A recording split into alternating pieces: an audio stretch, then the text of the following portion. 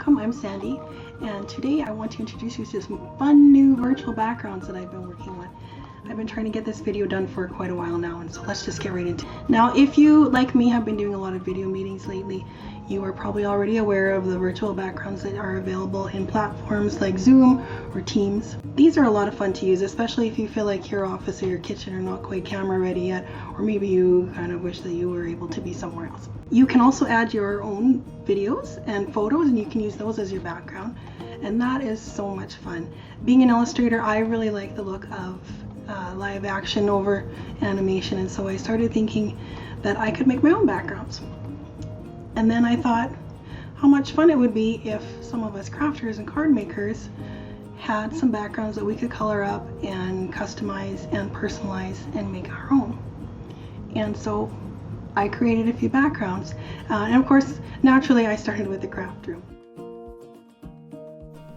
So these virtual backgrounds, including the craft room, are available for immediate download in the ThreeRoomStudio shop at ThreeRoomStudio.com. To find them easily, you can just type virtual background in the search field and they'll all come up for you to see. From there, you can scroll through the available backgrounds, and if you go further into the listing, you can see a larger photo of each image and a sample of what it looks like completed. Be sure to check back often because new and seasonal backgrounds are always being added to the shop.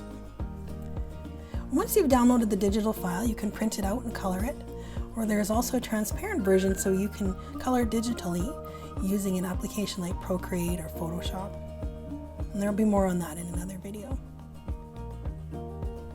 And just a quick note for our international shoppers, ThreeRoomStudio is actually located in Canada, so all the prices on the site are in Canadian dollars. And if you don't know the exchange rate, you can easily shop in your own currency by selecting your country and the little currency doodad at the bottom of the screen here. And you'll see all the prices change. It will convert back to Canadian funds at checkout, but your payment will be converted and it will go through in your currency at the current exchange rate.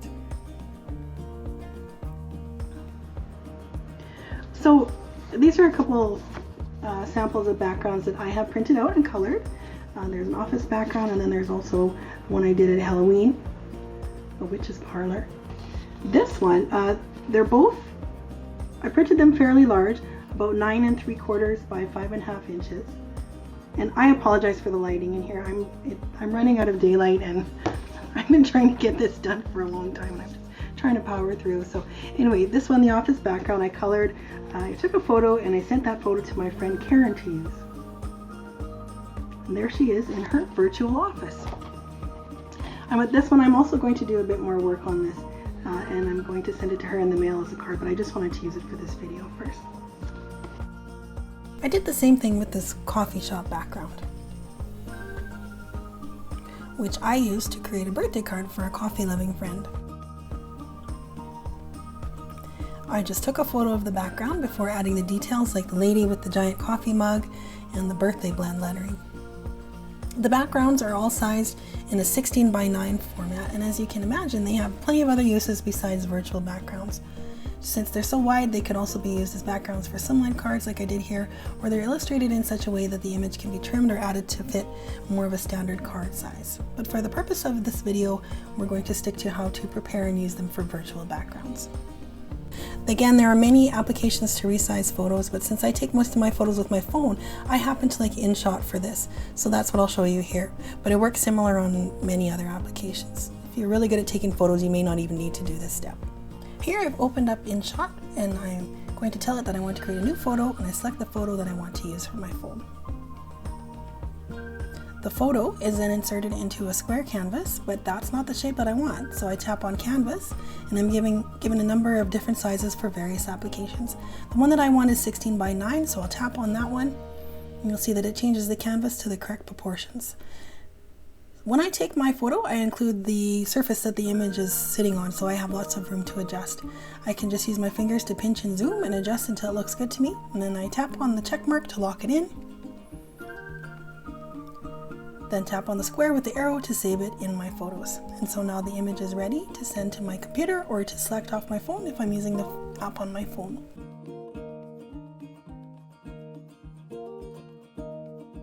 Alright, so I've switched over to my computer.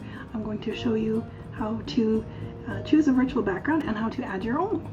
Now again, there are a number of platforms. The Zoom is the platform that I use for my meetings with my crafty friends, so that's what I'm going to show you today. There are plenty of videos on YouTube regarding how to do this. I am on a MacBook, so I'm going to go down to the bottom of the screen here, and you can see that there's a button that says Stop Video. If we click on the arrow next to it, choose Virtual Background. You can see right now that none is selected, and it gives me a preview up here of what I've got. Now you can see that I've got a number of backgrounds here already, and I could choose one of those. And then I can just exit out of here. This is the office background that you might recognize. If I want to remove the background, I just go back to Stop Video again, choose Virtual Background, and I'll select None.